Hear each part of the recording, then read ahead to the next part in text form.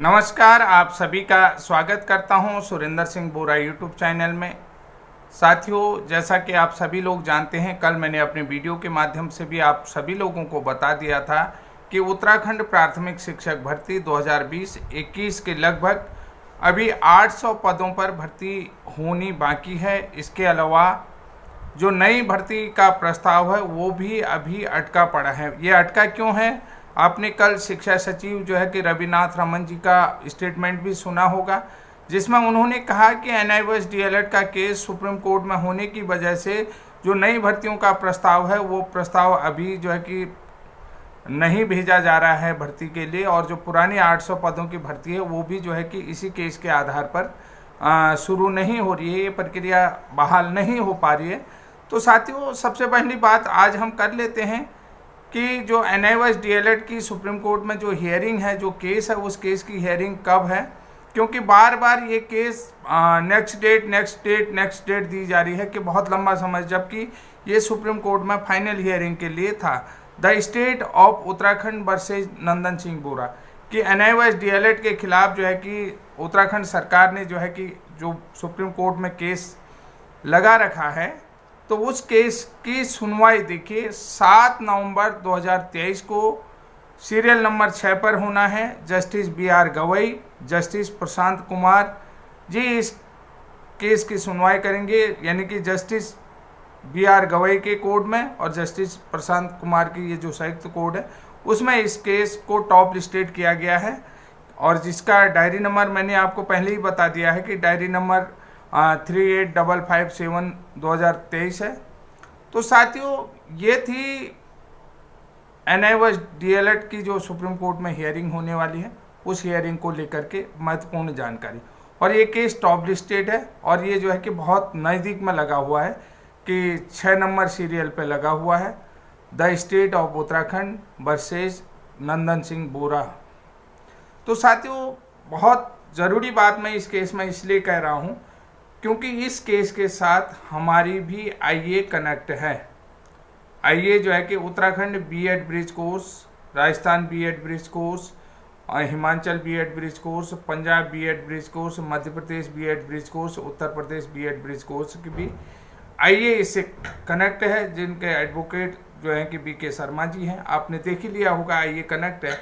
लेकिन इससे पूर्व आपने कि एनआईओएस डीएलएड में क्या चल रहा है कि ये भी आप लोगों को पता होगा कि 2 नवंबर का नंदन सिंह बोरा जी का इंटरव्यू आपने सुन लिया होगा। जैसा कि मैं यहाँ पर एक चीज़ ये कहना चाहता हूँ कि एनआईओएस डीएलएड में सब क्या ठीक चल रहा है, क्या सब ठीक नहीं चल रहा है, लेकिन नंदन सिंह बोरा जी निरंतर प्रयास कर रहे हैं। जब कोई आदमी अच्छा प्रयास करता है, मैंने बहुत पहले अपने किसी शॉर्ट वीडियो में ये बात कही थी कि उसका विरोध घर से ही होता है। जब कोई आदमी अच्छा करता है, मैं यहाँ पर ये चीज़ बता रहा हूँ, जब कोई आदमी अच्छा करने जाता है तो उसका विरोध घर से ही होता है। यानी कि नंदन सिंह बोरा जी का भी विरोध एनआईओएस डीएलएड बिहार कर रहा है, यानी कि कई तरीके के उन पर आरोप प्रत्यारोप कर रहे हैं। जबकि मैं जानता हूँ कि नंदन सिंह बोरा जी जेन्युइन बंदा है, बिल्कुल अभी तक मेरे दृष्टि में बिल्कुल पारदर्शिता से उन्होंने काम किया है, और पारदर्शिता के साथ ही हाई कोर्ट से जीत करके सुप्रीम कोर्ट गए हैं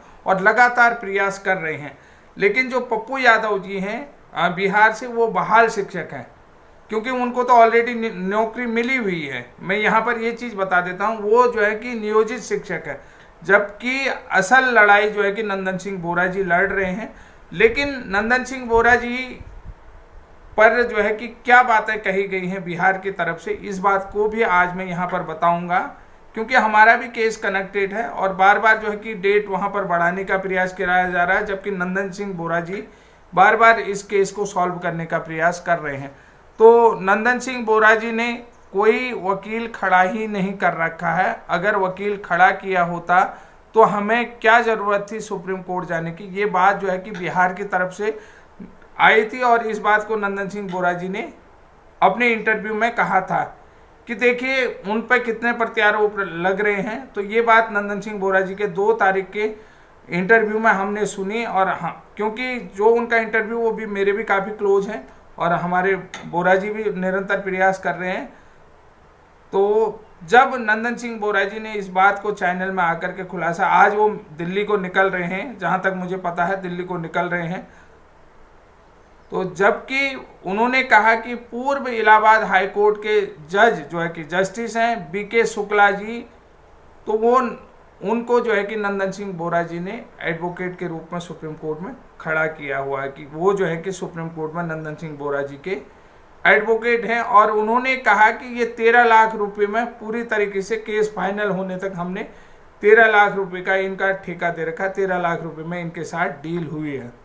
तो यहाँ पर देखिए फिर पप्पू यादव जी ने एक चीज और कही है कि हमने नंदन सिंह बोरा जी को 13 लाख रुपए दिलाए, 13 लाख रुपए दिलाए, और जो है कि इन्होंने जो है कि कोई केस नहीं कर रखा है, ये बात आपने देखा होगा। जबकि अब यहाँ पर चीज़ें समझनी चाहिए, हमारे उत्तराखंड के जितने भी भाई हैं ये चीज़ समझना चाहिए कि नंदन सिंह बोरा जी ने कोई एडवोकेट खड़ा नहीं किया, कोई केस उन्होंने सुप्रीम कोर्ट में नहीं किया है। इस तरीके से जो भी बातें उन्होंने कही हैं, क्योंकि नंदन सिंह बोरा जी के खिलाफ उत्तराखंड सरकार सुप्रीम कोर्ट में गई हुई है, और नंदन सिंह बोरा जी क्या है, रिस्पोंडेंट हैं। तो नंदन सिंह बोरा जी तो स्वतः ही सुप्रीम कोर्ट चले गए, इस बात को भी आपको समझना चाहिए। और उन्होंने ये भी कहा कि उन जब जब उन्हें ज़रूरत पड़ी तो तब तक उन्होंने मीनाक्षी अरोड़ा जी को भी, मीनाक्षी अरोड़ा जो है कि बीएड वर्सेज बीएसटीसी केस में जाने माने चेहरा हैं, उनको भी उन्होंने अपनी तरफ से कई बार जो है कि एडवोकेट के रूप में खड़ा किया हुआ है। ये बात भी आप देख रहे हैं और सारे लोग देख रहे हैं। तो मेरा एक ही प्रयास है, मैं आप लोगों से, देखिए उत्तराखंड में मैं जहाँ तक समझता हूँ NIOS DLED BLED में किसी भी प्रकार का विरोधाभास वैसे नहीं रहा है, कभी भी हमने विरोधात्मक प्रतिक्रिया नहीं जताई, और न ही हमारी जो है कि NIOS DLED से किसी भी प्रकार की लड़ाई है।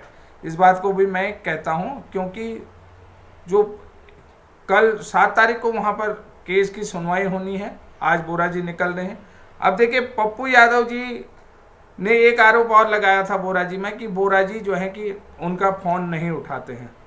तो कुल मिलाकर के उनने कहा कि अगर बोरा जी जो है कि उनका फ़ोन नहीं उठाते हैं, उत्तराखंड सुप्रीम कोर्ट में अच्छी पैरवी नहीं करते हैं, तो वो जो है कि बड़ा से बड़ा वकील करेंगे। ये बिहार के लोगों को कन्वर्ट कर रहे हैं, वो लोग जो है कि वहाँ पर इस तरीके का उनका कम्युनिकेशन हो रहा है, मैसेज के थ्रू पर इस तरीके का कम्युनिकेशन हो रहा है। ये बातें मैं सिर्फ जो है कि एक इंटरव्यू के माध्यम से जो मैंने सुनी है, उस इंटरव्यू के माध्यम से बात कर रहा हूँ।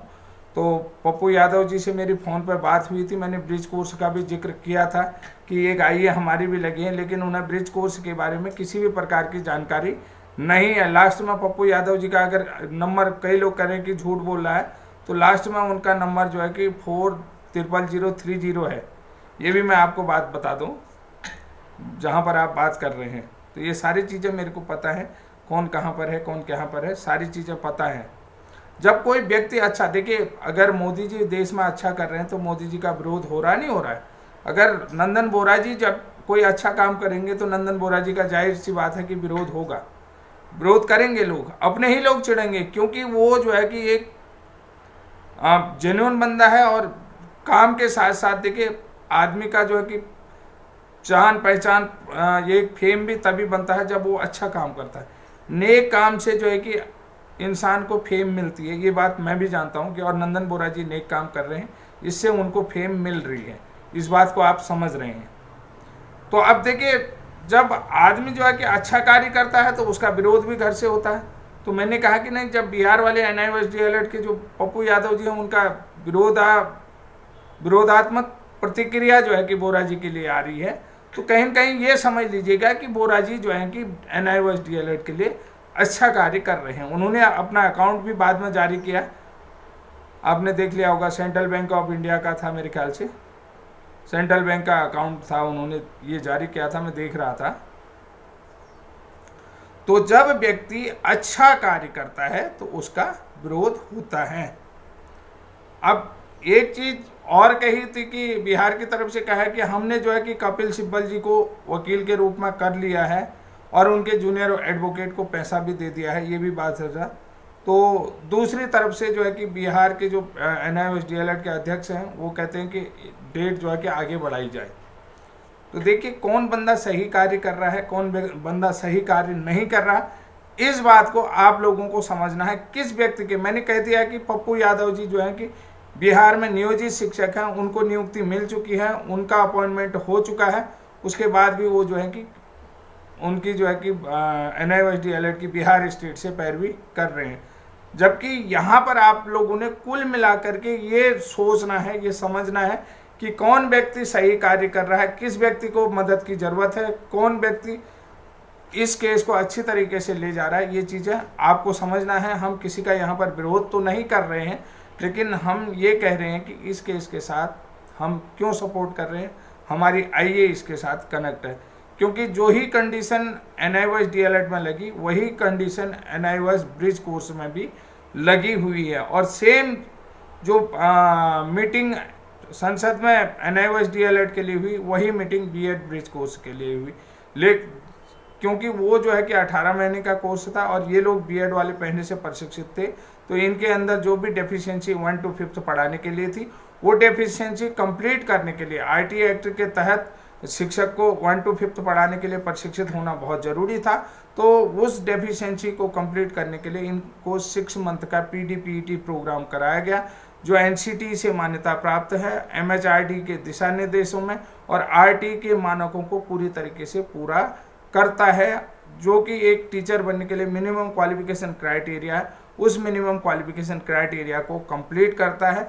तो इसलिए जो है कि हम लोगों का हक बहुत ज़रूरी बनता है। बहुत सारे हमारे जो साथी हैं, जो जिन लोगों का प्यार सपोर्ट हमें मिलता है, चाहे नकारात्मक हो, उन्हीं की वजह से हम लोग आज भी आपको जहां मौका मिलता है वहां पर जो है कि हर चीज़ से रूबरू कराते हैं। हम इतने बड़े यूट्यूबर नहीं हैं, इतनी बड़ी हमारी फैन फॉलोइंग नहीं है, लेकिन हमारा निरंतर प्रयास होता है कि आप तक जानकारी पहुंचाएं और आप तक जानकारी सही पहुंचे। उस जानकारी को पहुंचाने में आप लोगों का बहुत ज़्यादा सहयोग मिलता है, बहुत ज़्यादा सकारात्मक सहयोग मिलता है, जिसके लिए मैं हमेशा आभारी हूं, आप लोगों का ऋणी हूं।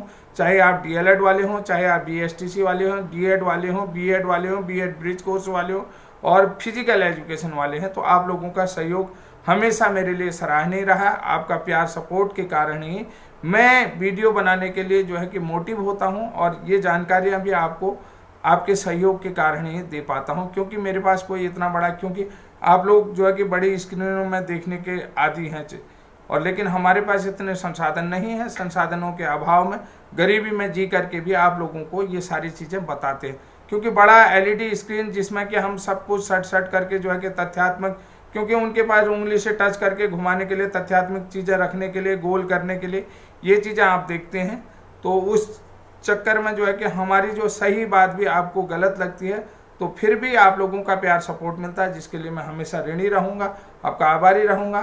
धन्यवाद। और अंत में मैं आपको यही चीज़ कहना चाहूँगा, NIOSDLED जो है कि फाइनल हियरिंग में है। जितना भी आप लोग समझ सकते हैं कौन व्यक्ति जेन्युइन है, कौन व्यक्ति सही है और कौन व्यक्ति गलत है, कौन व्यक्ति जो है कि आपको आगे ले जा सकता है, कौन व्यक्ति आपको आगे नहीं ले जा सकता, ये फैसला आपको करना है। क्योंकि ये जो है कि सबके भविष्य का सवाल है, और सबके लिए जो है कि नौकरी ज़रूरी है, सबके लिए जो है कि अपने हक की लड़ाई ज़रूरी है। उस हक की लड़ाई लड़ें, और हम ब्रिज कोर्स वालों से भी यही बात कहते हैं। तब तक के लिए जय हिंद, जय उत्तराखंड।